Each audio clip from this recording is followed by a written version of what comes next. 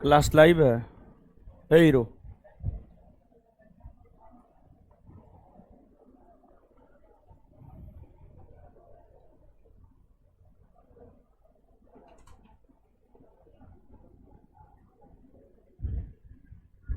Class live है जी। हो गया।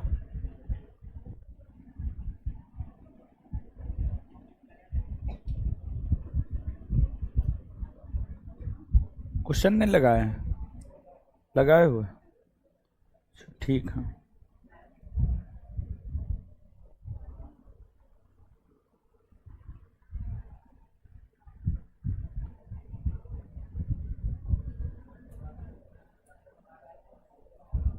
अरे वो पिछले क्लास का क्वेश्चन हम बोल रहे हैं, पिछले क्लास का।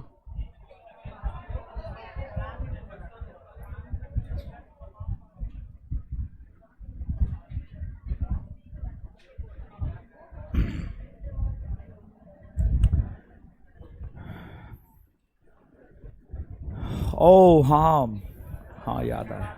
ओ हाँ हाँ हाँ याद आ गया। मध्यकालीन भारतीय इतिहास का 2 चैप्टर आपका खत्म हो गया है। मध्यकालीन भारतीय इतिहास का 2 चैप्टर आपका खत्म हो गया है। सब्जेक्टिव ऑब्जेक्टिव दोनों हो गया है ना जी। हाँ, तो अब जो है तीसरा चैप्टर है अरबी मुसलमानों का भारत पर आक्रमण। तो तीसरा चैप्टर आज हम लोग पढ़ेंगे मध्यकालीन भारतीय इतिहास का, जो है आपको अरबी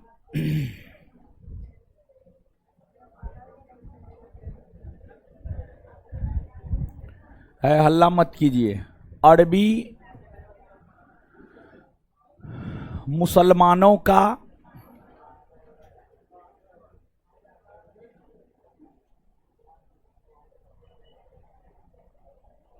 भारत पर आक्रमण। भारत पर आक्रमण।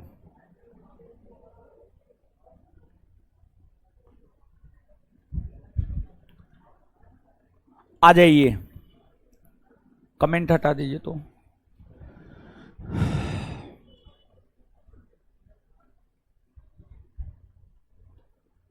काटिए नहीं, कमेंट हटाइए। हाँ, समझिएगा आप, अरबी मुसलमानों का भारत पर आक्रमण तीसरा चैप्टर है, छोटा चैप्टर है, खत्म हो जाएगा। 1 घंटा बहुत हुआ, 1 घंटा में समझ भी जाइएगा, लिख भी लीजिएगा, याद भी कर लीजिएगा। कुछ न है इस चैप्टर में। देखिए, आप सब लोग जानते हैं कि इस्लाम धर्म का उदय अरब जगत में हुआ। अरब जगत सऊदी अरब में हुआ था। अरब जगत के अंतर्गत ही सऊदी अरब आता है। अरब जगत के अंतर्गत ही सऊदी अरब आता है। मानचित्र लगाए हैं कि नहीं जी? नहीं लगाए हैं?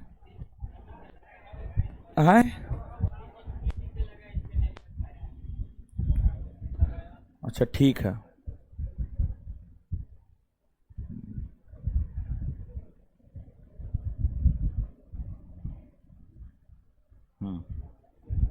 देखिए,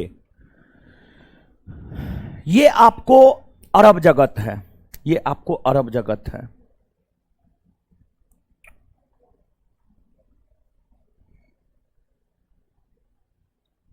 ये अरब जगत है,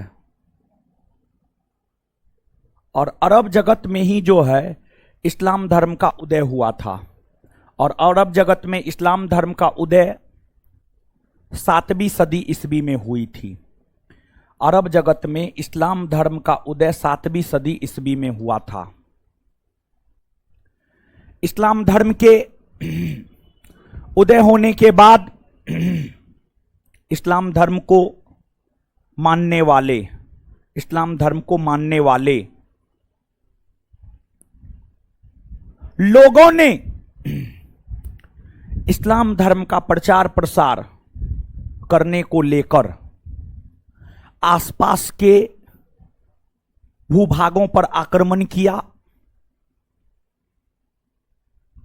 उसी क्रम में अरबी मुसलमानों ने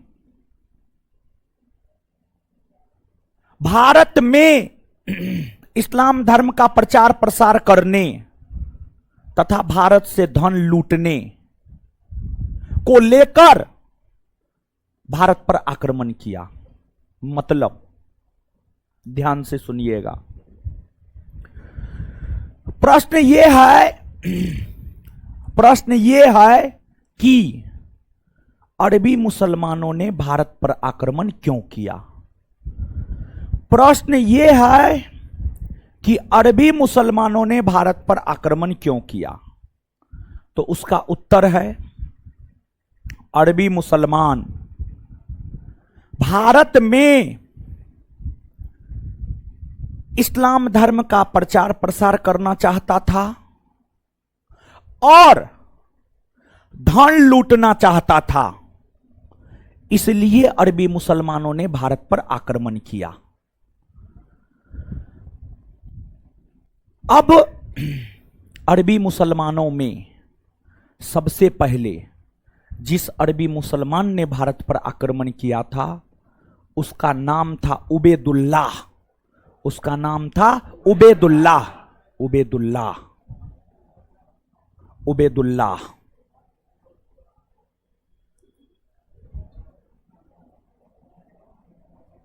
उबैदुल्लाह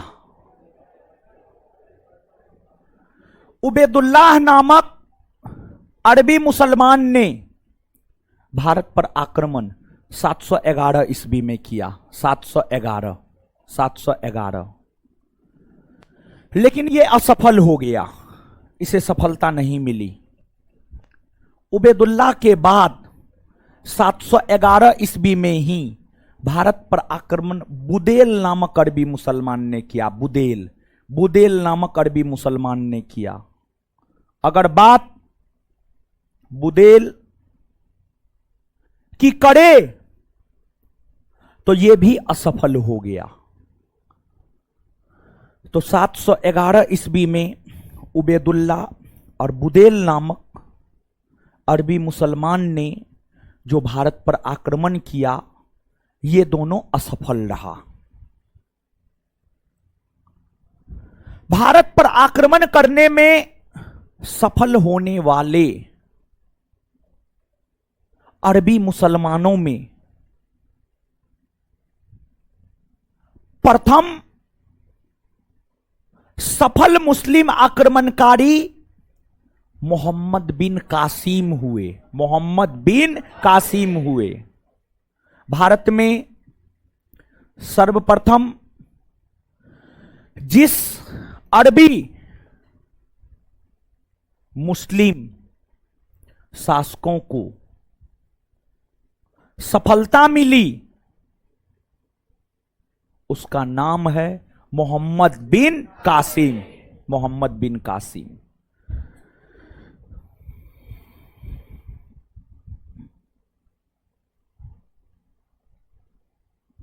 मोहम्मद बिन कासिम।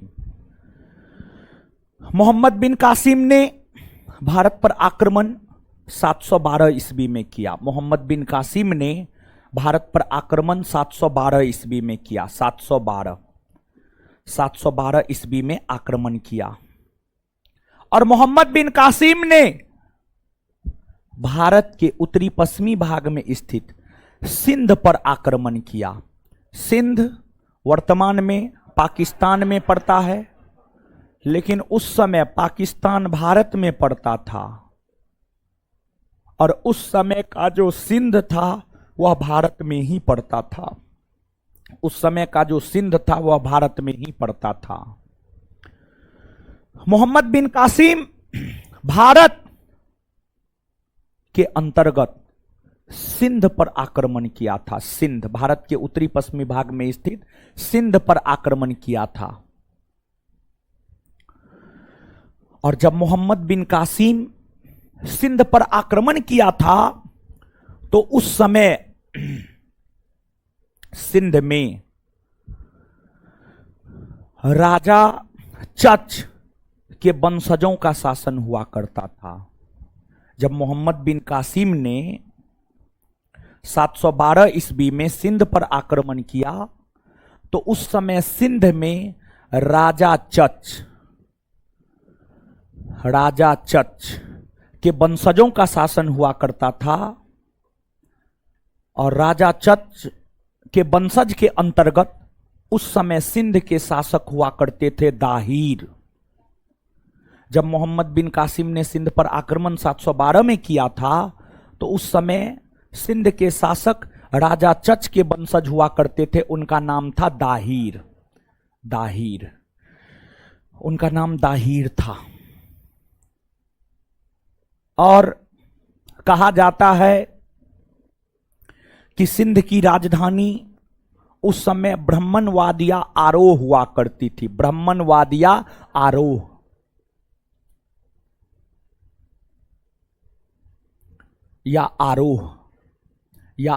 हुआ करती थी। और सिंध के क्षेत्र में ब्राह्मणों का बोलबाला था। और कहा जाता है कि जब मोहम्मद बिन कासिम ने दाहिर के राज पर आक्रमण किया तो सिंध के क्षेत्र के ब्राह्मणों ने मोहम्मद बिन कासिम का साथ दिया और सिंध के क्षेत्र के ब्राह्मणों ने मोहम्मद बिन कासिम का साथ दिया। इसलिए मोहम्मद बिन कासिम दाहिर को हराने में सफल हुआ।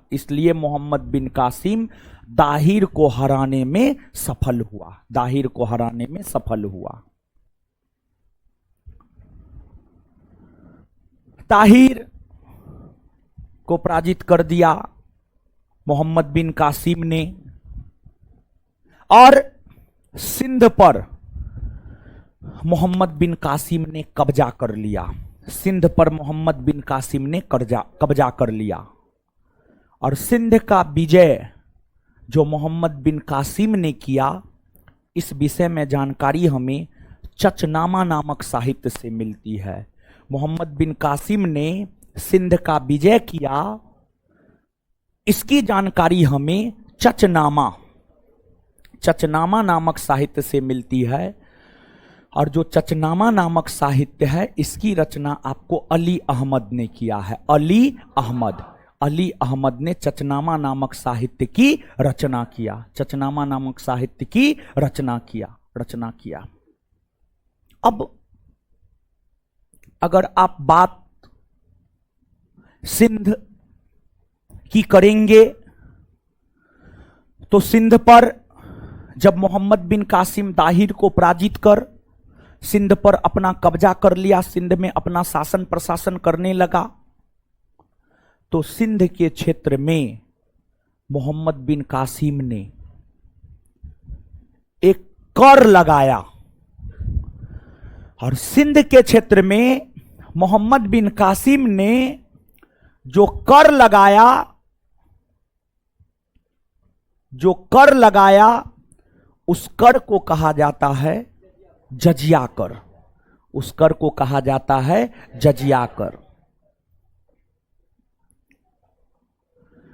जजिया कर को भारत में सर्वप्रथम लागू करने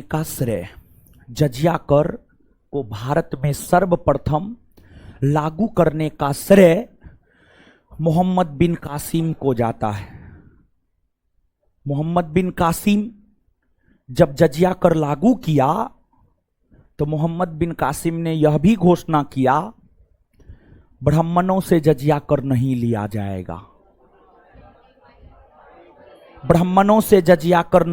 जाएगा, क्योंकि ब्राह्मणों ने मोहम्मद बिन कासिम को सिंध जीतने में मदद किया था।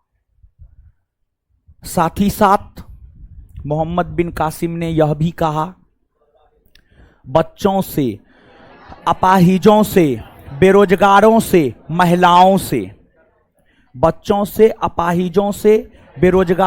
महिलाओं से किसी से भी जजिया कर नहीं लिया जाएगा, किसी से भी जजिया कर नहीं लिया जाएगा। और मोहम्मद बिन कासिम ने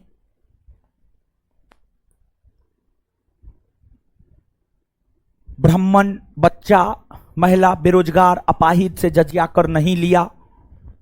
और जजिया कर एक प्रकार का सुरक्षात्मक और धार्मिक कर था। यह कर गैर मुसलमानों से लिया जाता था, यानी जो मुस्लिम नहीं थे। जो मुस्लिम नहीं थे उनसे लिया जाता था, उन पर जबरदस्ती इस्लाम धर्म ना थोपा जाए, उन्हीं से जजिया कर लिया जाता था। मतलब अगर हम हिंदू हैं और हम यह चाहते हैं कि हम हिंदू ही बने रहे तो हमें जजिया कर देना होगा। अगर हम चाहते हैं कि नहीं हम जजिया कर नहीं दे तो हम पर जबरदस्ती इस्लाम धर्म थोप दिया जाएगा, हम पर जबरदस्ती इस्लाम धर्म थोप दिया जाएगा। यानी जो गैर मुसलमान चाहता है कि वह गैर मुसलमान ही बना रहे तो उनसे जजिया कर लिया जाएगा, और जो चाहता है कि हम जजिया कर नहीं दे उन्हें इस्लाम धर्म कबूल करना होगा। मोहम्मद बिन कासिम सिंध को जीतने के बाद आगे बढ़ा। 713 ईस्वी में मोहम्मद बिन कासिम ने मुल्तान को जीता। मुल्तान भी पाकिस्तान में ही पड़ता है और उस समय मुल्तान भारत में पड़ता था। मोहम्मद बिन कासिम ने मुल्तान को जीता। मुल्तान से भारी मात्रा में सोना की प्राप्ति हुई, जिस वजह से मुल्तान को स्वर्ण नगरी नाम दिया गया। मुल्तान को स्वर्ण नगरी नाम दिया गया। और जब सिंध के क्षेत्र में अरबी मुसलमानों ने शासन करना शुरू किया तो अब अरबी मुसलमान सिंध में अस्थायी तौर पर रहने लगे। और जब अरबी मुसलमान सिंध में अस्थायी तौर पर रहने लगे तो सिंध में एक नए संप्रदाय का उदय हुआ। और सिंध में जो नए संप्रदाय का उदय हुआ उसे नाम दिया गया करमतिया संप्रदाय। करमतिया संप्रदाय यानी कहने का मतलब ये हुआ, जब सिंध के क्षेत्र में अरबी मुसलमान अस्थायी तौर पर रहने लगे तो फिर एक नए संप्रदाय का उदय हुआ। जिस नए संप्रदाय का उदय हुआ उसे करमतिया संप्रदाय कहा जाता है। और जब आपको सिंध में अरबी मुसलमान रहने लगे तो अरबी मुसलमानों ने सिंध में ऊंट पालने की प्रथा की शुरुआत की, खजूर लगाने की प्रथा की शुरुआत की। खजूर एक प्रकार का फल होता है। खजूर लगाने का काम सिंध में अरबी मुसलमानों ने ही किया। ऊंट पालने की प्रथा की शुरुआत सिंध में अरबी मुसलमानों ने ही किया।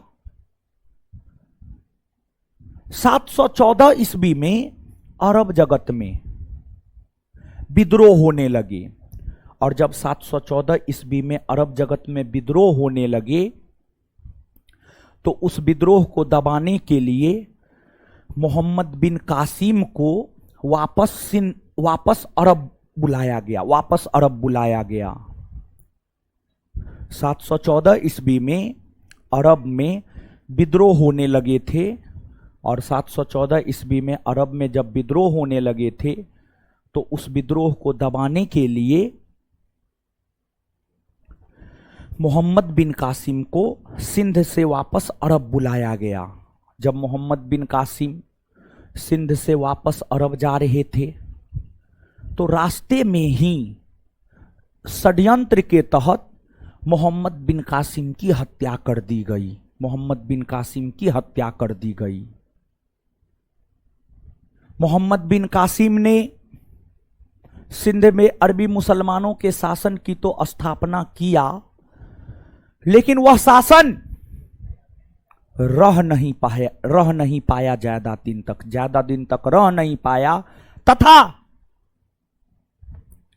अरबी मुसलमान सिंध से आगे बढ़ भी नहीं पाए। सिंध से आगे पूरब की ओर अरबी मुसलमान बढ़ भी नहीं पाए, क्योंकि सिंध से पूरब जब अरबी मुसलमान आता तो राजस्थान और गुजरात के क्षेत्र में गुर्जर प्रतिहार जैसे राजपूत राजाओं का शासन हुआ करता था, और गुर्जर प्रतिहार वंश के शासक बड़ी शक्तिशाली थे।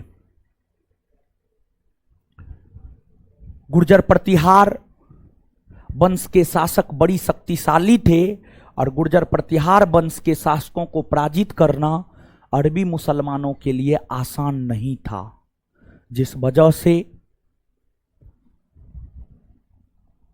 सिंध तक ही अरबी मुसलमान सीमित रह गए। गुर्जर प्रतिहार वंश के विषय में कहा जाता है कि इस वंश के जो शासक हैं वे भगवान श्री राम के अनुज लक्ष्मण के वंशज हैं। भगवान श्री राम के अनुज यानी छोटा भाई लक्ष्मण के वंशज ही गुर्जर प्रतिहार वंश के शासक हुए। गुर्जर प्रतिहार वंश के शासन की स्थापना नागभट्ट प्रथम ने किया था। गुर्जर प्रतिहार वंश के शासकों ने अपनी राजधानी उत्तर प्रदेश के कन्नौज को बनाया। इस वंश के सबसे महान शासक मिहिर भोज हुए, तथा इस वंश के अंतिम शासक हुए आपको यशपाल। तो सिंध के पूरब में गुर्जर प्रतिहार जैसे शक्तिशाली राजवंश होने के कारण ही अरबी मुसलमान सिंध तक ही सीमित रह गए, सिंध से आगे नहीं बढ़ पाया।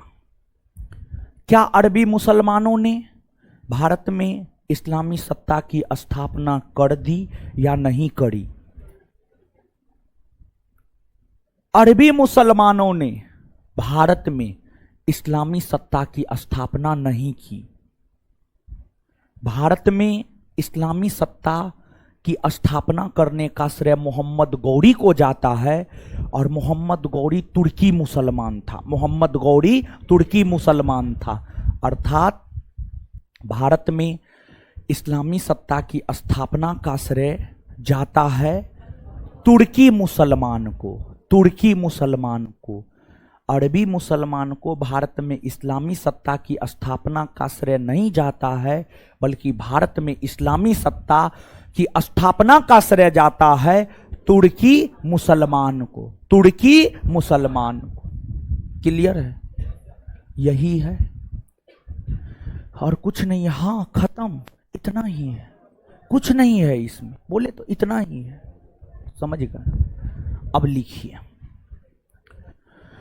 बोले तो 1 घंटा में सब हो जाएगा, ये तो हमको यादें नहीं था, नहीं तो हम टेलीग्राम पर भेजकर आज क्वेश्चनों आंसर इसका करवा देते हैं। तो खैर कोई बात नहीं है,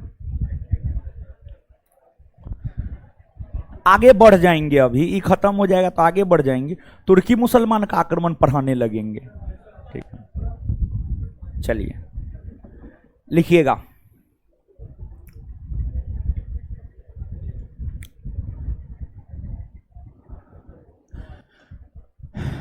इस्लाम धर्म की स्थापना इस्लाम धर्म की स्थापना इस्लाम धर्म की स्थापना 7वीं सदी में हुआ। 7वीं सदी में हुआ इस्लाम धर्म की स्थापना 7वीं सदी में हुआ। Full stop. इस्लाम धर्म का प्रचार प्रसार करने इस्लाम धर्म का प्रचार प्रसार करने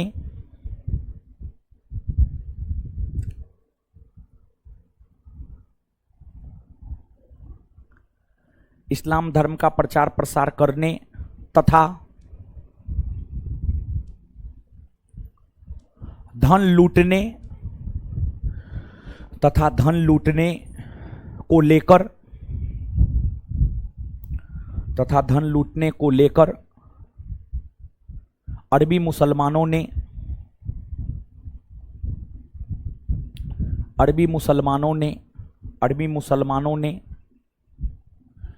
8वीं सदी ईस्वी में अरबी मुसलमानों ने 8वीं सदी ईस्वी में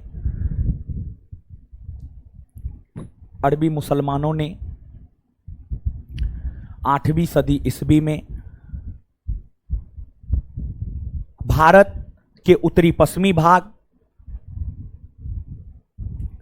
भारत के उत्तरी पश्चिमी भाग में स्थित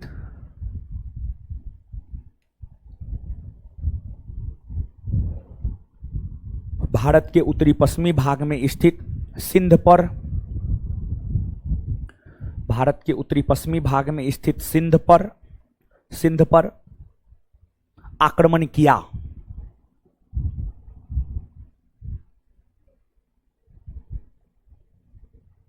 फुल स्टॉप।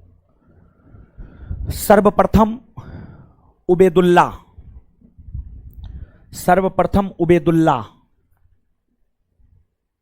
यहां पर है उबेदुल्ला।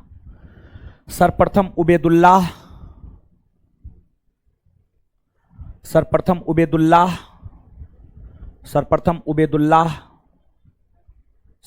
उबेदुल्लाह ने सिंध पर आक्रमण किया।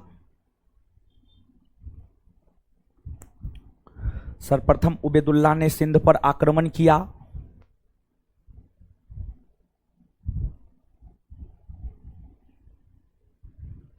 तत्पश्चात बुदेल भी बोर्ड पे लिखा हुआ है। तत्पश्चात बुदेल ने भी सिंध पर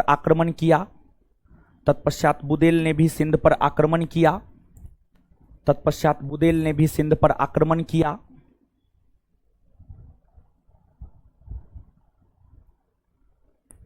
ये दोनों 711 ईस्वी में ये दोनों 711 ईस्वी में सिंध पर आक्रमण किया था। ये दोनों 711 ईस्वी में सिंध पर आक्रमण किया था।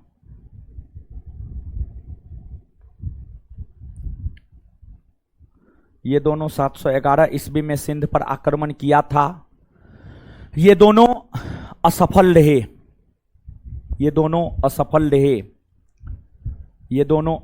रहे। तत्पश्चात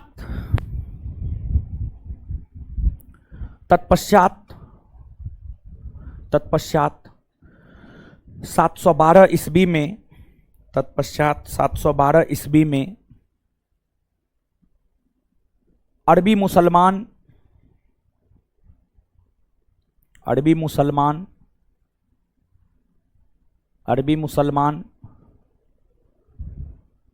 मोहम्मद बिन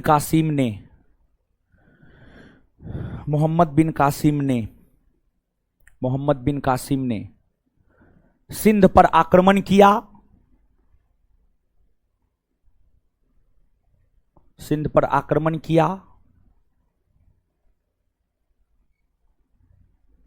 ये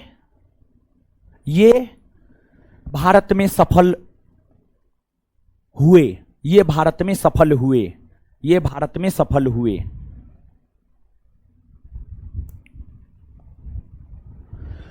मोहम्मद बिन कासिम ने, लिखते जाइएगा कंटिन्यू, मोहम्मद बिन कासिम ने जब सिंध पर आक्रमण किया था, मोहम्मद बिन कासिम ने जब सिंध पर आक्रमण किया था, मोहम्मद बिन कासिम ने जब सिंध पर आक्रमण किया था, तो उस वहां के शासक तो उस समय वहां के शासक राजा चच के वंशज दाहिर थे। राजा चच के वंशज दाहिर थे। राजा चच के वंशज दाहिर थे। राजा चच के वंशज दाहिर थे। दाहिर दाहिर दाहिर थे। दाहिर थे। Full stop. दाहिर को पराजित कर दाहिर को पराजित कर मोहम्मद बिन कासिम ने दाहिर को पराजित कर मोहम्मद बिन कासिम ने दाहिर को पराजित कर मोहम्मद बिन कासिम ने सिंध पर कब्जा कर लिया। दाहिर को पराजित कर मोहम्मद बिन कासिम ने सिंध पर कब्जा कर लिया। दाहिर को पराजित कर मोहम्मद बिन कासिम ने सिंध पर कब्जा कर लिया। Full stop. सिंध पर कब्जा कर लिया। Full stop. सिंध की राजधानी ब्राह्मणवादिया आरो हुआ करती थी।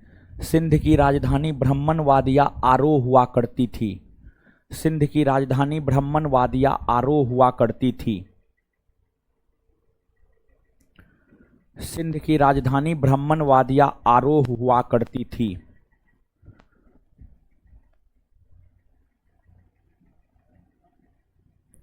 Full stop. उसी में कंटिन्यू। मोहम्मद बिन कासिम को उसी में कंटिन्यू लिखिएगा। मोहम्मद बिन कासिम को मोहम्मद बिन कासिम को भारत में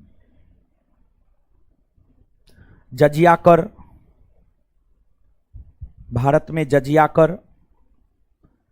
मोहम्मद बिन कासिम को भारत में जजिया कर लागू करने का श्रेय दिया जाता है। मोहम्मद बिन कासिम को भारत में जजिया कर लागू करने का श्रेय दिया जाता है। मोहम्मद बिन कासिम को भारत में जजिया कर लागू करने का श्रेय दिया जाता है।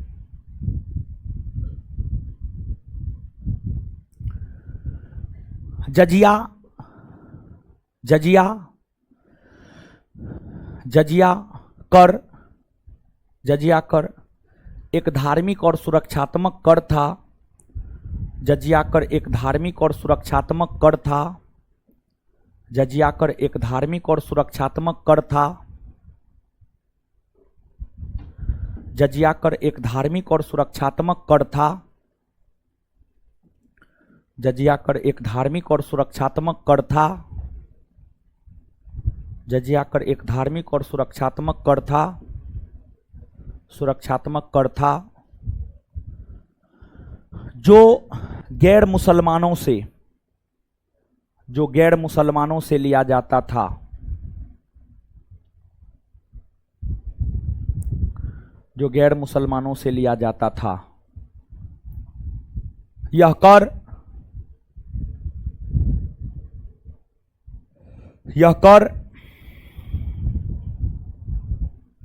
ब्राह्मण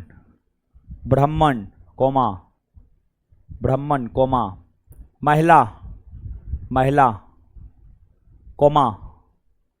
बच्चा अपाहिज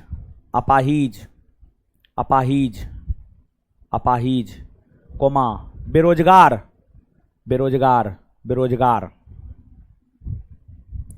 से नहीं लिया जाता था। बेरोजगार से नहीं लिया जाता था। बेरोजगार से नहीं लिया जाता था। Full stop. बेरोजगार से नहीं लिया जाता था। जब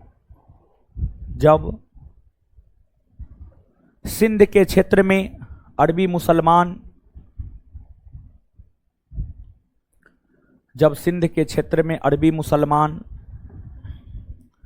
अस्थायी तौर पर बस गए।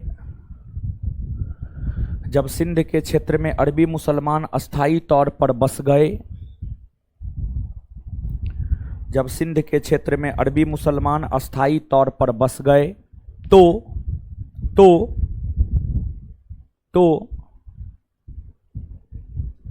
तो अस्थायी तौर पर बस गए तो करमतिया संप्रदाय, करमतिया देखिए ना बोर्ड पे लिखे होंगे कहीं, तो करमतिया संप्रदाय का उदय सिंध के क्षेत्र में हुआ। तो करमतिया संप्रदाय का उदय सिंध के क्षेत्र में हुआ। तो करमतिया संप्रदाय का उदय सिंध के क्षेत्र में हुआ।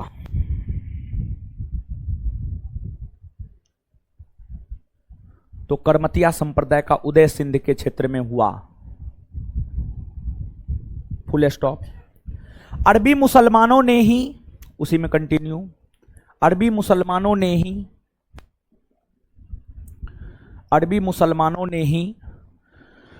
सिंध में, अरबी मुसलमानों ने ही सिंध में, अरबी मुसलमानों ने ही सिंध में,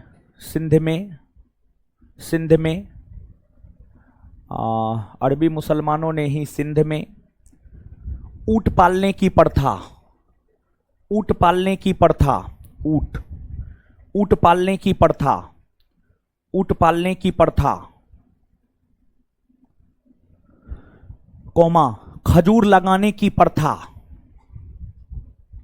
खजूर लगाने की प्रथा का सूत्रपात किया, खजूर लगाने की प्रथा का सूत्रपात किया, खजूर लगाने की प्रथा का सूत्रपात किया, खजूर लगाने की प्रथा का सूत्रपात किया।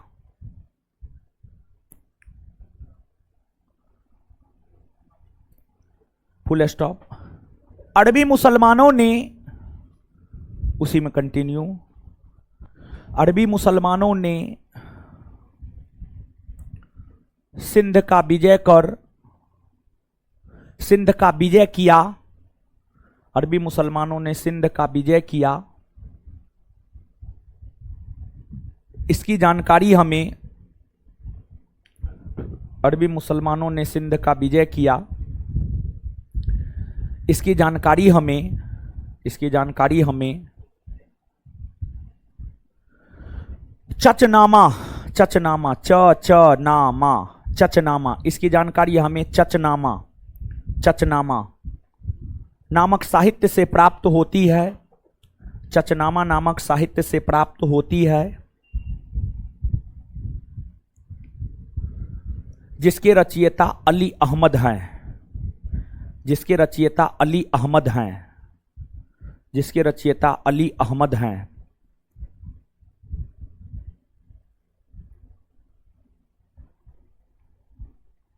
Full stop. 713 ईस्वी में, उसी में कंटिन्यू, एक ही पैराग्राफ में पूरा खत्म करना है। 713 ईस्वी में मोहम्मद बिन कासिम ने, 713 ईस्वी में मोहम्मद बिन कासिम ने, क्या तारीख है आज हो? 25 है, 25 जुलाई है, 25 जुलाई है, 25 जुलाई।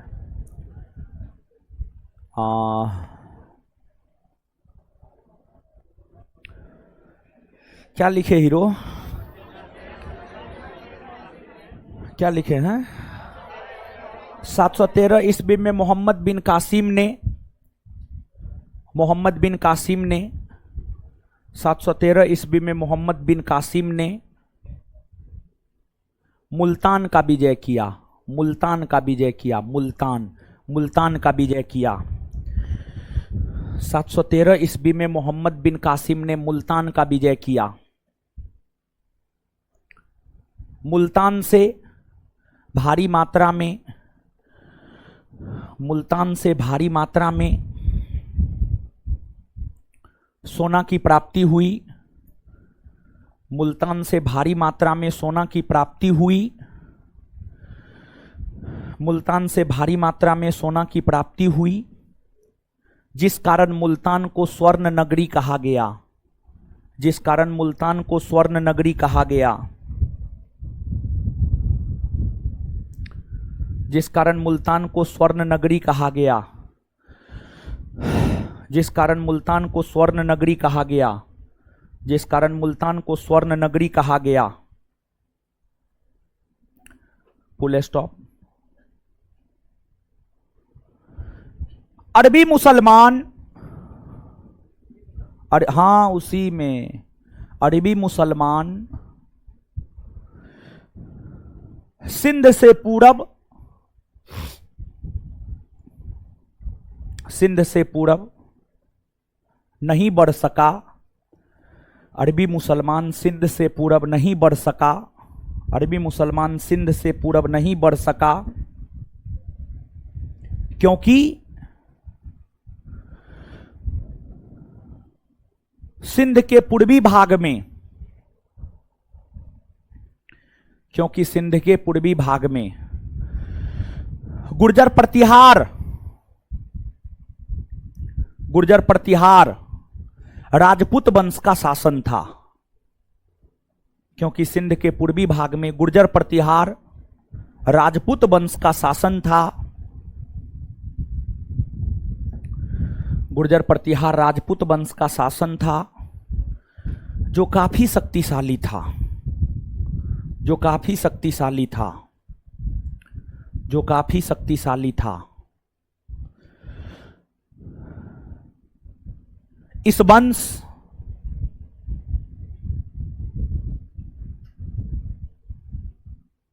के संस्थापक, इस वंश के संस्थापक नागभट्ट प्रथम थे। इस वंश के संस्थापक नागभट्ट प्रथम थे। नागभट्ट प्रथम, नाग भ टट संजू प्रथम। इस वंश के संस्थापक नागभट्ट प्रथम थे। वहीं इस वंश के सबसे महान शासक मिहिर भोज, वहीं इस वंश के सबसे महान शासक मिहिर भोज हुए। वहीं इस वंश के सबसे महान शासक मिहिर भोज हुए। वहीं इस वंश के सबसे महान शासक मिहिर भोज हुए तथा तथा तथा इस वंश के अंतिम शासक यशपाल हुए। तथा इस वंश के अंतिम शासक यशपाल हुए। तथा इस वंश के अंतिम शासक यशपाल हुए। Full stop.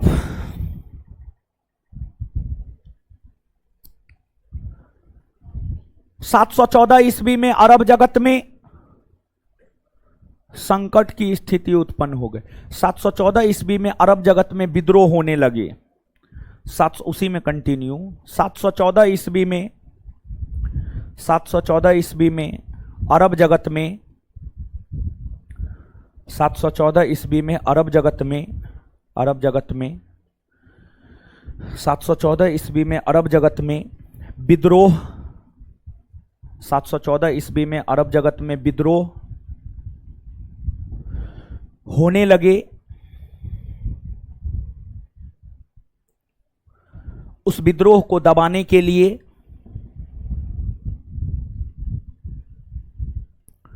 उस विद्रोह को दबाने के लिए उस विद्रोह को दबाने के लिए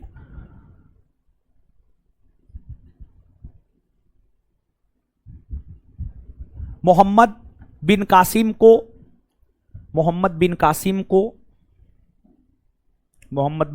को अरब जगत वापस बुला लिया गया। मोहम्मद बिन कासिम को अरब जगत वापस बुला लिया गया। मोहम्मद बिन कासिम को अरब जगत वापस बुला लिया गया। मोहम्मद बिन कासिम को अरब जगत वापस बुला लिया गया। Full stop. अरब जगत वापस जाने के क्रम में अरब जगत वापस जाने के क्रम में अरब जगत वापस जाने के क्रम में अरब जगत वापस जाने के क्रम में षड्यंत्र के तहत अरब जगत वापस जाने के क्रम में षड्यंत्र के तहत अरब जगत वापस जाने के क्रम में षड्यंत्र के तहत अरब जगत वापस जाने के क्रम में षड्यंत्र के तहत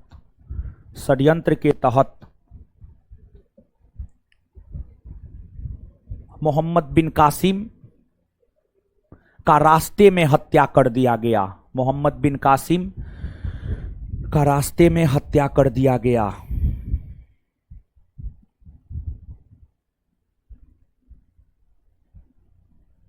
मोहम्मद बिन कासिम का रास्ते में हत्या कर दिया गया। इतिहासकार लेनपुल के अनुसार, उसी में इतिहासकार लेनपुल के अनुसार, लेनपुल, ल ए न पू ल, लेनपुल, ले न पू ल, ले न पू ल, लेनपुल, लेनपुल, लेनपुल ऐसे लिखा जाता है, फिर भी आप लोग गलती लिखे हो।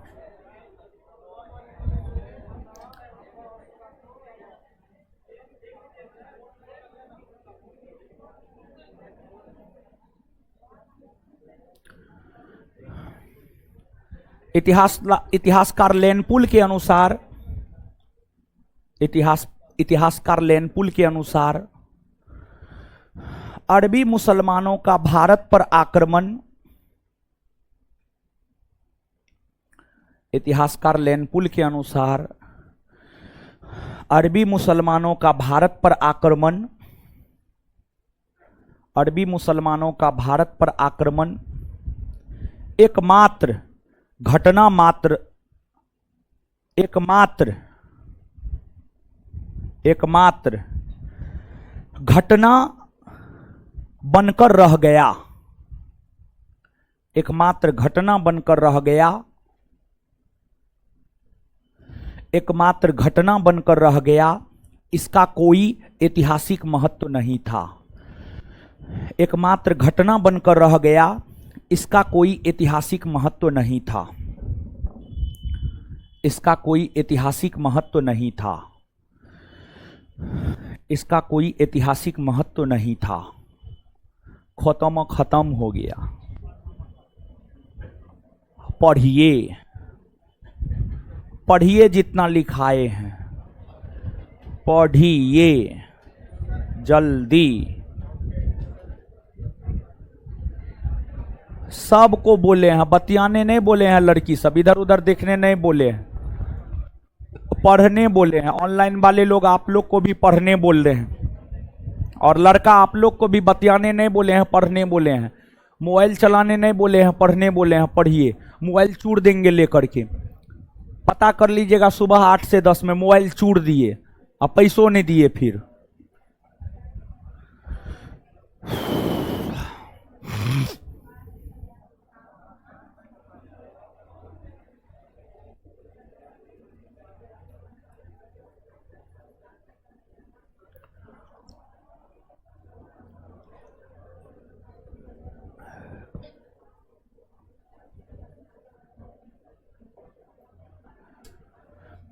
है चश्मा वाली, पढ़िए, मुंह तोड़ देंगे नहीं तो हम। बतिया रही है उधर, है उधर मोबाइल, क्या मोबाइल काहे चला रहे हैं हीरो?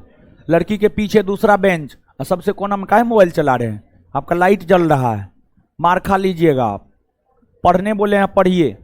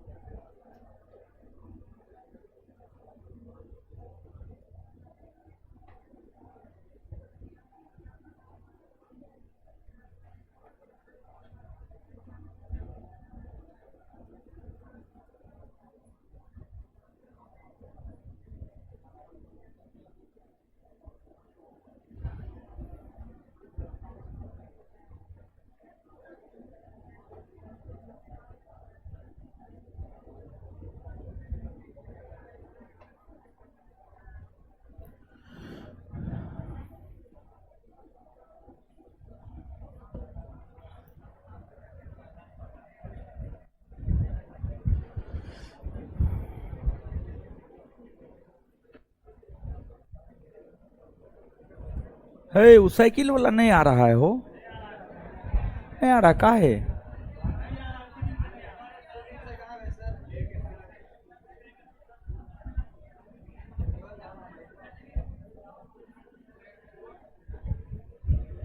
साइकिल वाला नहीं आ रहा है। उसका आज दोस्तों ने आया है, एगो जो था उसका दोस्त वो नहीं आया है।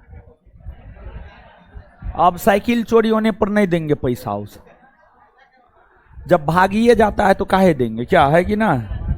इसका मतलब हो सकता है कि वही साइकिल चोरी करवा देता होगा। ठीक है, कौन सी का एग्जाम चल रहा है? पार्ट 2 का। पढ़ लिए, आइए बोर्ड पे। वाने जी वही है अभी तक, हो गया। अरबी मुसलमानों ने भारत पर आक्रमण क्यों किया? इस्लाम धर्म का प्रचार प्रसार करने और धन लूटने। अरबी मुसलमानों ने भारत पर आक्रमण क्यों किया? आए, याद हुआ? अरबी मुसलमानों ने भारत पर आक्रमण क्यों किया? चलिए, अरबी मुसलमानों ने भारत के किस शहर पर आक्रमण किया? कहां पर? कहां पर? सबसे पहले किसने आक्रमण किया? उसके बाद दोनों कब आक्रमण किया? दोनों असफल रहा। सिंध पर आक्रमण करने वाला प्रथम सफल मुस्लिम शासक, सफल मुस्लिम आक्रमण मोहम्मद बिन कासिम ने कब आक्रमण किया? मोहम्मद बिन कासिम ने जब सिंध पर आक्रमण किया था तो सिंध का शासक, सिंध की राजधानी ब्राह्मणवादिया, सिंध की राजधानी। मोहम्मद बिन कासिम ने दाहिर को हराकर सिंध पर कब्जा किया। आए, और मोहम्मद बिन कासिम जब दाहिर को हराकर सिंध पर कब्जा किया तो सिंध के किस वर्ग के लोगों ने मोहम्मद बिन कासिम का साथ दिया? ब्राह्मणों ने। किसने? भारत में जजिया कर लागू करने का श्रेय किसे जाता है? भारत में जजिया कर लागू करने का श्रेय, भारत में जजिया कर लागू करने का श्रेय।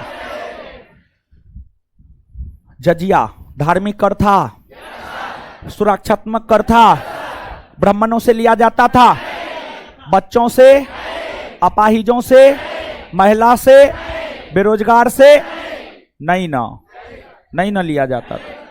चलिए, इसके बाद स्वर्ण नगरी किसे कहा जाता? मुल्तान। स्वर्ण नगरी किसे कहा? स्वर्ण नगरी किसे? भारत में ऊंट पालने की प्रथा की शुरुआत किसने किया? खजूर उत्पादन करने की प्रथा, खजूर उत्पादन। सिंध के पूरब में अरबी मुसलमान बढ़ पाए क्योंकि सिंध के पूरब में कौन वंश का शासन था? गुर्जर। और गुर्जर प्रतिहार बड़ी शक्तिशाली था ना जी, गुर्जर प्रतिहार शक्तिशाली था ना, हाँ या ना? गुर्जर प्रतिहार वंश के संस्थापक नागभट्ट प्रथम, गुर्जर प्रतिहार वंश के संस्थापक, गुर्जर प्रतिहार वंश के संस्थापक। सबसे महान शासक मिहिर भोज, सबसे महान शासक, सबसे महान शासक, अंतिम शासक, अंतिम शासक, अंतिम शासक। अरब जगत में कब विद्रोह होने लगा? 700। फिर मोहम्मद बिन कासिम को वापस बुला लिया गया। मोहम्मद बिन कासिम जब अरब जगत वापस जा रहा था तो रास्ते में उसको मार दिया, हाँ या ना? किस इतिहासकार ने? हाँ, तो स्टेटमेंटों ने बोलने देते हैं। चलिए, तो आगे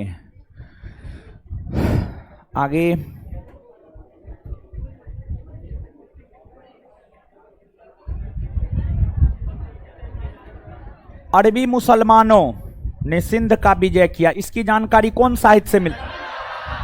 कौन साहित्य से? कौन साहित्य से? चचनामा ना? क्लियर है ना? दाहिर किसके वंश का शासक था? राजा चच। राजा दाहिर किसके वंश का राजा? क्लियर है? चलिए अब आगे, इसमें क्वेश्चन भी 5, 10, 15 गो होगा, ठीक है।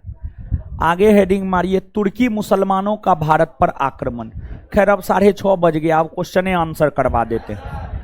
लेकिन क्वेश्चन आंसर करवाने से पहले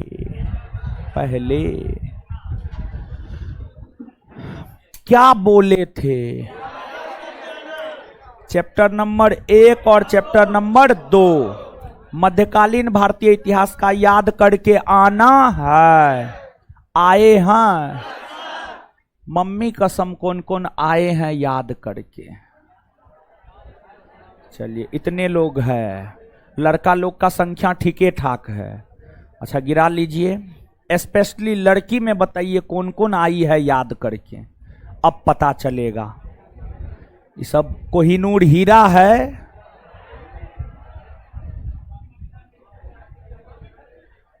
हाथ खड़ा कीजिए बढ़िया से, कौन कौन याद करके आए हैं? चलिए बाद बाकी लोग क्या यहां बकरी चराने आते हैं? आए?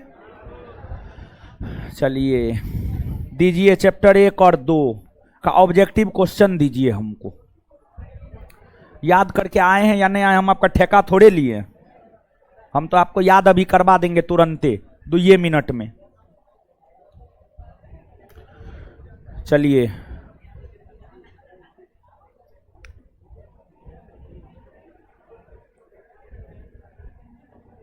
ए लड़की, ए खड़ा होइए, खड़ा होइए, बताइए मुबैयान पद शैली का जन्मदाता। मुबैयान पद शैली का जन्मदाता। मुस्लिम कानून की पुस्तक मुबैयान की पद शैली की रचना किसने की है? हाँ बोझ है पृथ्वी पर का। हे खड़ा होइए। 17वीं सदी का दर्पण किस ग्रंथ को कहा जाता है? फटा है जी, देखिए फटा है। हे खड़ा होइए। 17वीं सदी का दर्पण किस ग्रंथ को कहा जाता है? हे खड़ा होइए, खड़ा होइए। 17वीं सदी का दर्पण किस ग्रंथ को कहा जाता है? हे खड़ा होइए। 17वीं सदी का दर्पण किस ग्रंथ को कहा जाता है? ए लड़की, ए खड़ा होइए, खड़ा होइए। 17वीं सदी का दर्पण किस ग्रंथ को कहा जाता है? ए उधर खड़ा होइए। फतेहपुर सिकरी में बुलंद दरवाजा कौन बनवाया था? आए बैठ जाइए। है लड़की, है उधर खड़ा होइए, खड़ा होइए उधर। अरे उधर खड़ा, हाँ खड़ा होइए ना। हाँ निकितिन किस साम्राज्य की यात्रा पर आया था? निकितिन किस साम्राज्य की यात्रा पर आया था? चलिए ए लड़का, ए उधर खड़ा होइए, ए खड़ा होइए मास्क वाला। हाँ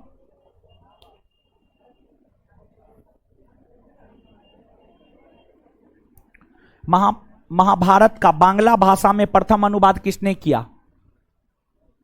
मास्क खोल के जवाब दीजिए, फिर मास्क लगा लीजिएगा। हाँ चलिए, ए खड़ा होइए उधर उधर उधर उधर उधर उधर उधर उधर उस रो में, उधर उधर खड़ा होइए। हाँ दिल्ली स्थित है बगल वाला। हाँ ठीक है, वो ठीक है। वो मुटका को खड़ा होने दीजिए ना। थोड़ी आपसे मोटा, हाँ पेट तो सही में हाँ मोटा है। हाँ खाता ही बहुत है,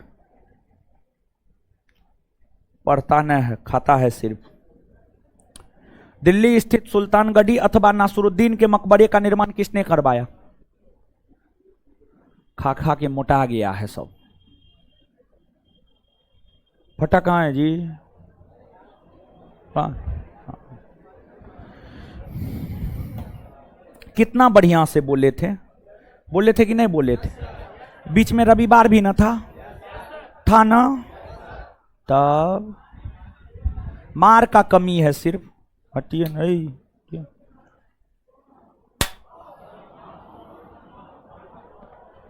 मारे और हाथ दर्द नहीं किया, इधर इधर इधर, तो फिर मारने का महत्व तो क्या रह गया? हाथ तो तोड़ देंगे हम। ठीक है, हाथ निकालिए। कहीं पे हम मार देंगे, हमको कोई दिक्कत ना है। हम बड़ी क्रूर, अत्याचारी, निर्दयी हैं। कहीं हम मार देंगे, कपार कान फूट जाएगा, हमको कोई दिक्कत ना है। हाथ निकालिए, नहीं तो जल्दी हाथ निकालिए जल्दी।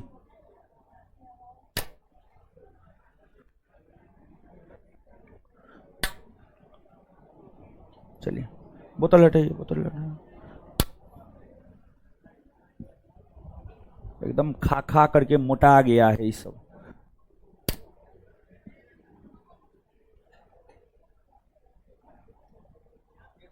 अरे हमको क्या मतलब उससे, भुला गए।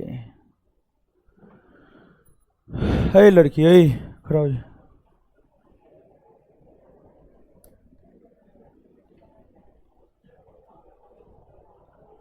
अकबरनामा की रचना किसने किया है?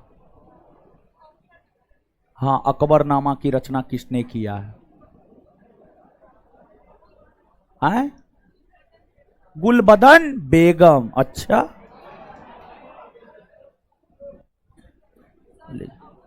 लीजन लीजन लीजन, अब लीजन। जवाब एक के बार में आता है। हे खड़ा हो। हम्मीर महाकाव्य की रचना किसने की है? नयन चंद्र सूरी ने। किसने? नयन चंद्र सूरी ने। सुबह में तुम ही निकली थी बाहर ना? नहीं ना। चलिए खड़ा हो जाइए। आज तोरी का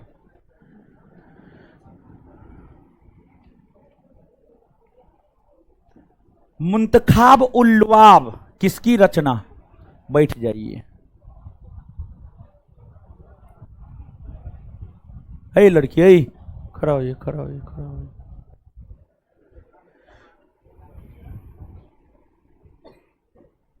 नूह सिपहर किसकी रचना है? नूह सिपहर, जिसमें भारत की जलवायु, रहन सहन, कृषि इत्यादि का वर्णन है, ये किसकी रचना है? जियाउद्दीन बर्नी। हाँ, पानी का बोतल हटाइए, तो हटा दीजिए इसको। हाँ, लीजिए। अमी आय तोरी के बच गया, कॉपी फट गया। अमीर खुसरो। हे खड़ा हो जाइए। बादशाह नामा का लेखक कौन है? अकबरुद्दीन। तब अब्दुल हामिद लाहौरी। खड़ा हो जाइए।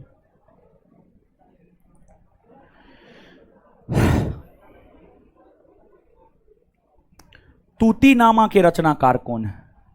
हाँ, तूती नामा, जिया नक्शबी। बैठ जाइए।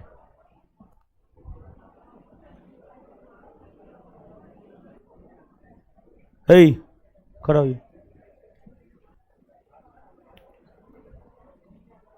खजायन उल फुतूह किसकी रचना है? आए? काहे अपसेंट थे? काहे घर चले गए थे? झूठ झूठ बोलिएगा। मम्मी को फोन लगा के दीजिए, तो बोलिएगा हम जहां पढ़ते हैं सर बात करेंगे। सॉरी, खड़ा हो जाइए। हाँ,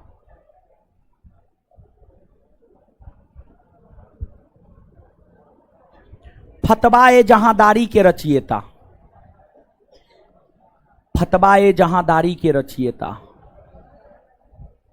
चलिए जियाउद्दीन बरनी, जियाउद्दीन बरनी। चलिए खड़ा हो जाइए, तो उधर खड़ा होइए। पद्मावत के रचयिता, क्लास नहीं किए, कहाँ गए हुए थे? हैं? रूम पे, रूम पे क्या कर रहे थे? मेहंदी लगा रहे थे हाथ में। हाथ तो हम काट देंगे। लीजिए लीजिए लीजिए, क्लास काहे नहीं की है? खड़ा हो जाइए, खड़ा हो जाइए।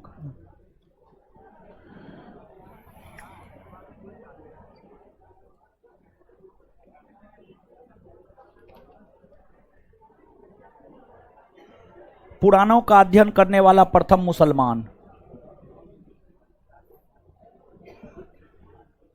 लीजिए लीजिए लीजिए। अरे नहीं याद है तो हम क्या करें? मार खाइएगा तब ना, रेगुलर आइएगा। अल बरूनी, खड़ा हो जाइए।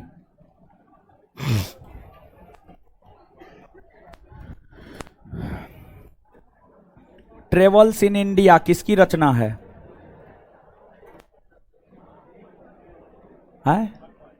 हर्षवर्धन, अकबर। अच्छा, कुछ भी, अकबर। टेवर्नियर उत्तर होगा। खड़ा हो जाइए।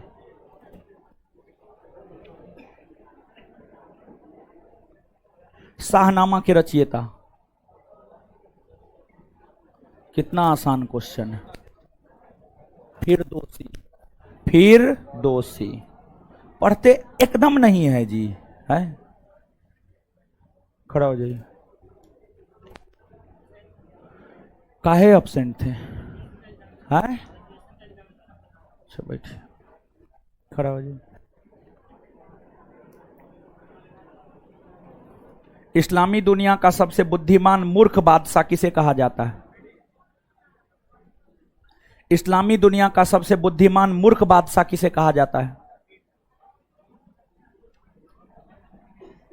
लीजिए लीजन लीजन लीजिए। अरे लीजन लीजन लीजिए। अब्सेंट थे काहे? अरे घर काहे गए थे? काहे गए थे घर? घर झूठ मूठ का तबीयत खराब है। खड़ा हो जाइए।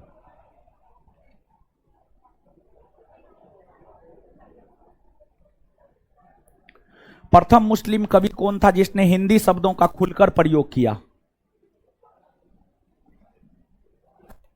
प्रथम मुस्लिम कवि कौन था जिसने हिंदी शब्दों का खुलकर प्रयोग किया? है? है? अलबुद्दीन, अलबरूनी। अच्छा, अमीर खुसरो, अमीर खुसरो। चलिए खड़ा हो जाइए। भारतीयों में यह क्वेश्चन सुनिए, भारतीयों में यह दृढ़ विश्वास है कि उनके जैसा कोई देश नहीं, उनके जैसा कोई राजा नहीं, उनके जैसा कोई ज्ञान विज्ञान नहीं। किसने कहा है? अल बरूनी ने कहा है। किसने कहा है? अल बरूनी। होमवर्क दिए थे तो क्या किए आप लोग? पढ़े थे, पढ़े थे, हाँ, पढ़े थे, पढ़े थे।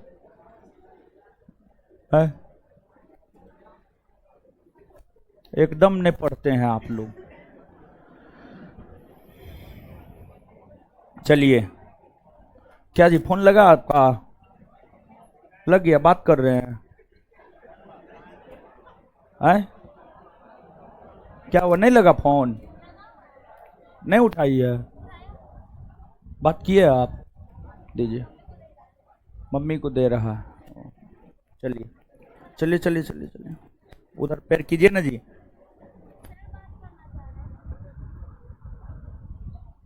बोलिए जहां पढ़ते हैं।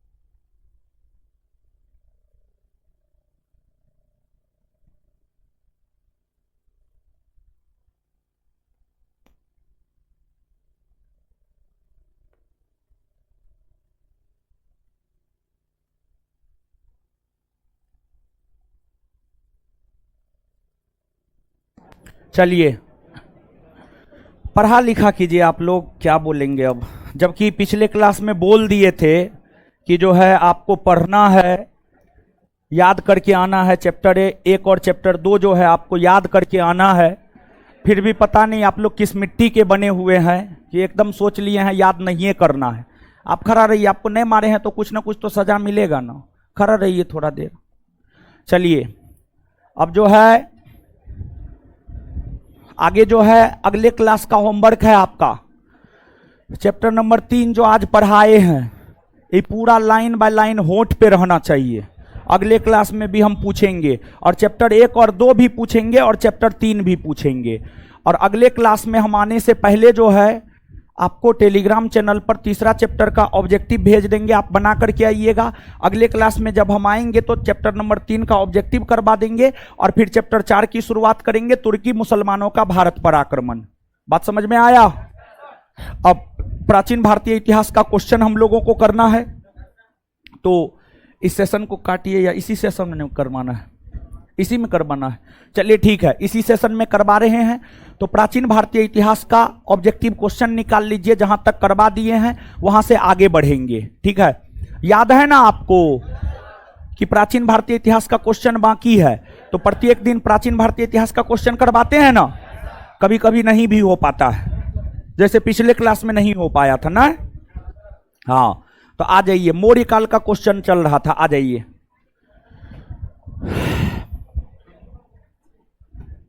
अब कैसे करेंगे, अब कहां है? चलिए क्वेश्चन पलटिए, मौर्य काल का, मौर्य काल का क्वेश्चन पलटिए। आ गया जी क्वेश्चन, आ गया क्वेश्चन। 105 तक हो गया था, 106 से आइए।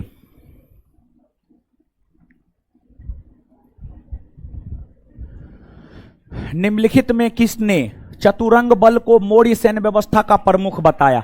चाणक्य ने। चाणक्य ने, देखिए इसको समझिएगा। चाणक्य ने क्या कहा? चाणक्य ने कहा कि जो मौर्य सैन्य व्यवस्था है, मौर्य सैन्य व्यवस्था के अंतर्गत 4 प्रकार के सैनिक है। यानी मौर्यों के पास 4 प्रकार का सैनिक है। पैदल सैनिक है, घुड़सवार सैनिक है, रथ सेना है और हाथी सेना है। तो मुगलों के पास जो ये 4 प्रकार की सेना थी, इसी को चतुरंग बल सेना कहा गया। इसी को चतुरंग बल सेना कहा गया। यानी आंसर हो जाएगा चाणक्य।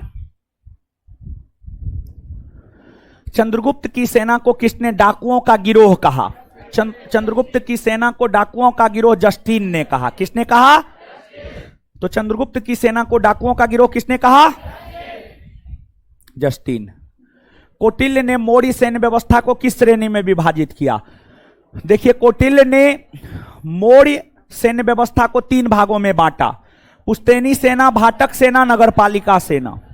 कौटिल्य ने मौर्य सैन्य व्यवस्था को 3 भागों में बांटा, पुश्तैनी सेना, भाटक सेना और नगरपालिका सेना।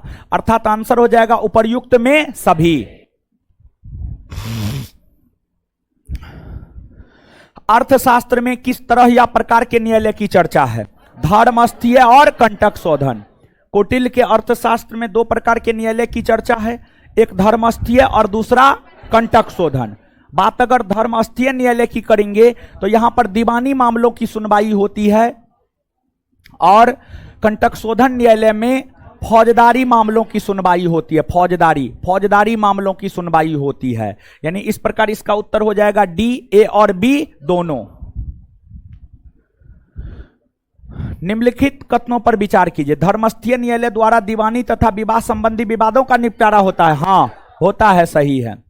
कंटक शोधन न्यायालय द्वारा फौजदारी, हत्या तथा मारपीट जैसे समस्याओं का निपटारा होता है। हाँ, होता है, यह भी सही है। कौन सा सही है? 1 और 2 दोनों। यानी आंसर हो जाएगा सी। मौर्यकालीन गुप्तचर व्यवस्था का प्रथम विस्तृत विवरण किस ग्रंथ से प्राप्त हुआ? मौर्यकालीन गुप्तचर व्यवस्था का प्रथम विस्तृत विवरण अर्थशास्त्र से प्राप्त हुआ है। कहां से? अर्थशास्त्र। मौर्य काल में गुप्तचर विभाग को क्या कहा जाता है? महामात्य सर्प। क्या कहा जाता है? महामात्य सर्प। महामात्य सर्प। निम्न कथन पर विचार कीजिए। मौर्य काल में गुप्तचर को सर्व महामात्य कहा जाता नहीं, मौर्य काल में गुप्तचर को गूढ़ पुरुष कहा जाता है। गूढ़ पुरुष, गूढ़ पुरुष, गूढ़ पुरुष कहा जाता है। गुप्तचर विभाग के प्रधान अधिकारी गूढ़ पुरुष कहलाता था, गलत है ये कहलाता था गुप्तचर विभाग के प्रधान अधिकारी। यहां पर वर्ड मिस्टेक है, गुप्तचर विभाग के प्रधान अधिकारी गूढ़ पुरुष होगा यहां पर। गुप्तचर विभाग के प्रधान अधिकारी गूढ़ पुरुष कहलाता था नहीं, बल्कि गुप्तचर विभाग के प्रधान अधिकारी कहलाते थे सर्व महामात्य, सर्व महामात्य, सर्व महामात्य कहलाता था। तो कौन सा सही है? ना तो एक ना ही दो, मतलब आंसर डी। निम्न में कौन सा कथन सही है? देखिए, अगर आप मौर्य काल की बात करेंगे तो मौर्य काल में गुप्तचरी दो प्रकार से होता था। मौर्य काल में गुप्तचरी दो प्रकार से होता था, एक संस्था और दूसरा संचार। जो गुप्तचर एक जगह रहकर गुप्तचरी किया करता था उसे संस्था, जो अलग अलग जगह जाकर गुप्तचरी किया करता था उसको संचार। तो जो संगठित होकर कार्य करते थे संस्था, और जो घूम घाम कर सूचना इकट्ठा करता था संचार। संचरा लिख दिया, संचार होगा यहां पर, संचार, संचार। कौन सा सही है? एक और दो, दोनों। अर्थशास्त्र में रक्षण किसके लिए प्रयुक्त हुआ है? अर्थशास्त्र में रक्षण पुलिस के लिए प्रयोग हुआ है, पुलिस, पुलिस के लिए प्रयोग हुआ है। मौर्य काल में शासन के प्रत्येक विभाग के अध्यक्ष को क्या कहा जाता? अमात्य। क्या कहा जाता है? अमात्य, अमात्य। कश्मीर में श्रीनगर तथा नेपाल में देवपतन नामक नगर की स्थापना किसने की? अशोक ने की। किसने की? अशोक, अशोक ने की। कलहन के राजतरंगिणी में अशोक को किस देवता का उपासक बताया गया? शिव का उपासक बताया गया। किसका उपासक? शिव, शिव का उपासक बताया गया है। अशोक का कौन सा अभिलेख धार्मिक सहिष्णुता के सिद्धांत को समर्पित है? देखिए, ऐसे तो सातवां धार्मिक सहिष्णुता को समर्पित है, लेकिन 12वें शिलालेख में भी सर्वधर्म संभव की बात की गई है। सभी धर्मों को एक समान दृष्टिकोण से देखने की बात अशोक ने अपने 12वें शिलालेख में भी किया है। यानी कहने का मतलब यह हुआ कि ऑप्शन के अकॉर्डिंग अगर जाएंगे तो 12वें शिलालेख में भी धार्मिक सहिष्णुता के सिद्धांत की चर्चा है। ऑप्शन के अकॉर्डिंग 12वां मारिए। मेगास्थनीज द्वारा भारतीय समाज को कितने जातियों या वर्गों में विभाजित किया गया?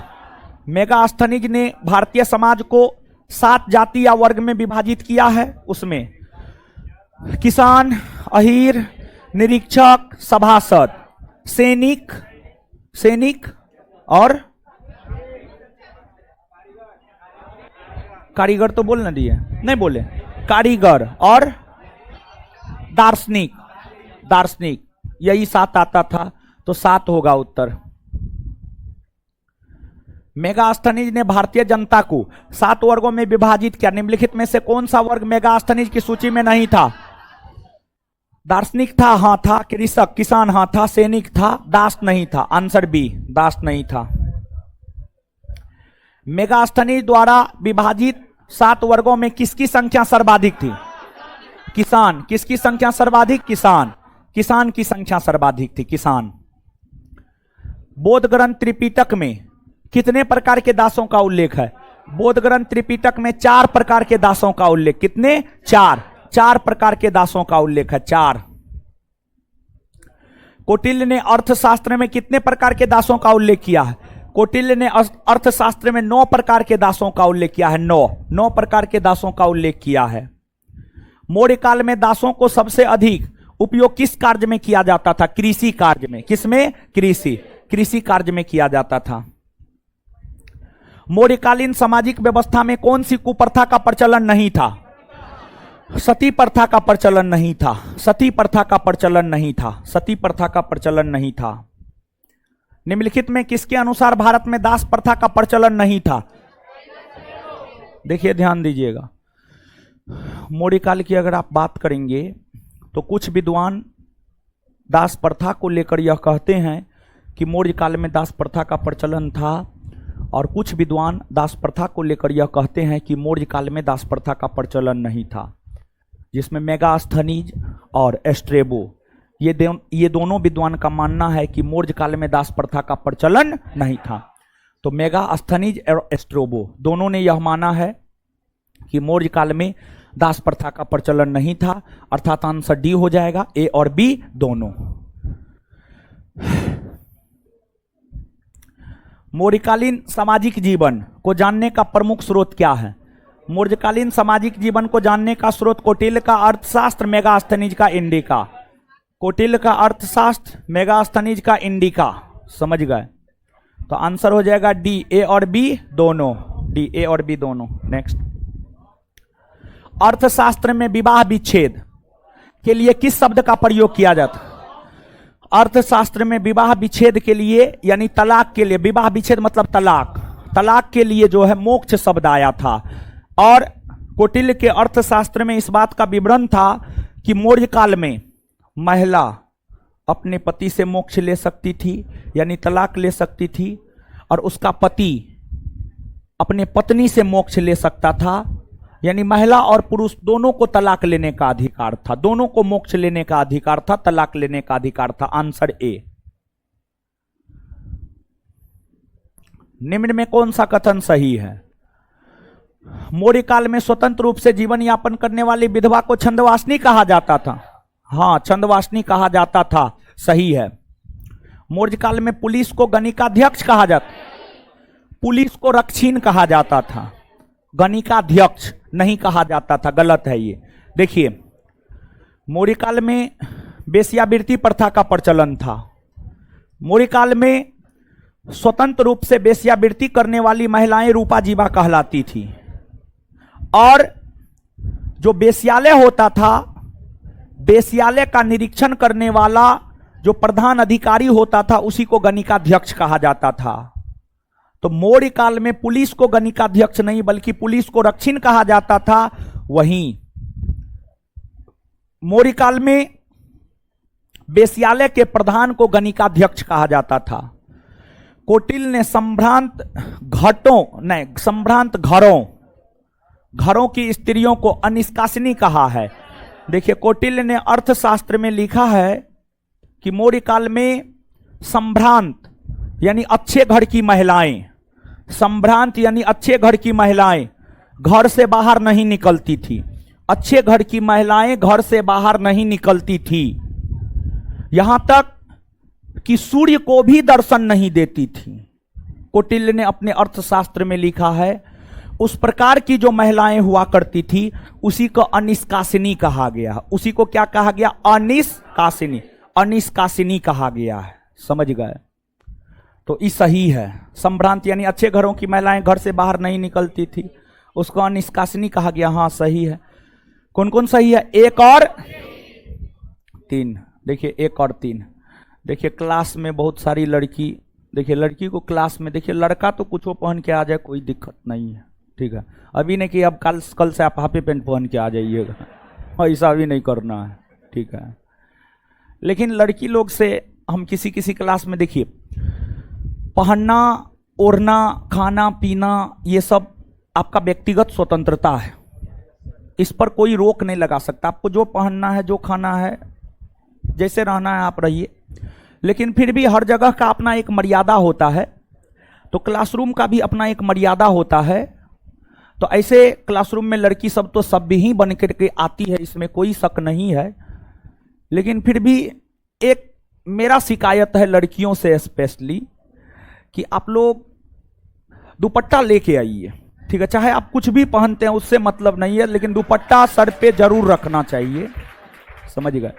जैसे आगे में एक लड़की बैठी हुई है, ये हमेशा ऐसे ही आती है, एकदम कितना सभ्य दिखती है, कितना सुंदर दिखती है, समझ गए। और वही कुछ लड़की दुपट्टा लेकर के नहीं आती है, तो ये गलत है। तो थोड़ा क्लासरूम में आप लोग सभ्य बन के आते हैं, ऐसा नहीं है कि हम आपके ड्रेस पे ये कह रहे हैं, लेकिन फिर भी थोड़ा सा और सभ्य बनने की आपको जरूरत है। दुपट्टा रख लेने से जो है कोई हानि नहीं हो जाएगा और सुंदर ही दिखिएगा आप, समझे। आगे, मौर्य काल में वेश्यावृत्ति के द्वारा जीवन यापन करने वाली महिला को रूपा जीवा क्या कहा जाता था? रूपा जीवा। चलिए ठीक है, इससे आगे मिलेंगे अगले क्लास में।